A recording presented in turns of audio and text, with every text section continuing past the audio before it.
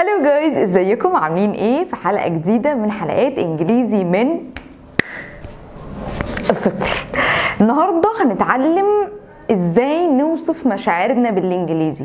ازاي توصف مشاعرك بالانجليزي؟ ازاي تexpress yourself. To express yourself يعني تعبر عن نفسك. عايزة افكرك ما تنساش تفعل الجرس وتعمل اشتراك في القناة علشان تشوف الفيديوهات اول باول. ولو عندك اي استفسارات او اي اسئلة عايز تسألها لي تقدر تتواصل معايا على الانستجرام، وهتلاقي اللينك بتاع الانستجرام موجود تحت الفيديو، او ممكن تدخل معايا لايف في مواعيد اللايف اللي بعلنها برضو على الانستجرام، ولينك لايف او الابلكيشن بتاع اللايف موجود برضو تحت الفيديو. ويلا بينا نبدأ نعبر عن مشاعرنا بالانجليزي.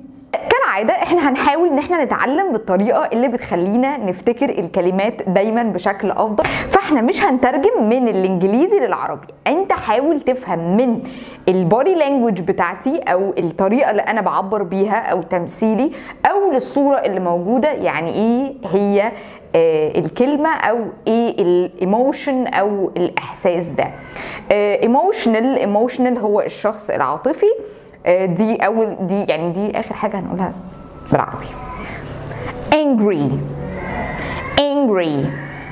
angry he is angry with his boss.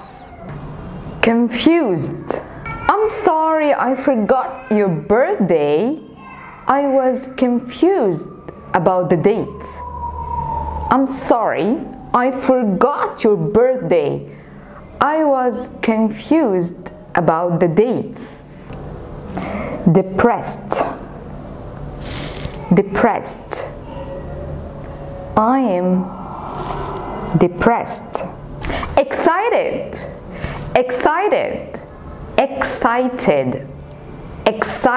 American accent. Excited. I'm excited about the party. Frightened. I am frightened of the dark. I am frightened of the dark. Frightened. Great. I feel great. I feel great. Horrified.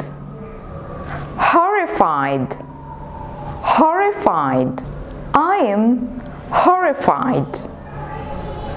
I am horrified. Jealous. She was jealous of her new sister's toy. Lazy.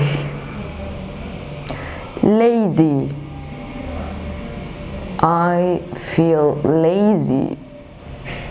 I'm lazy. Negative.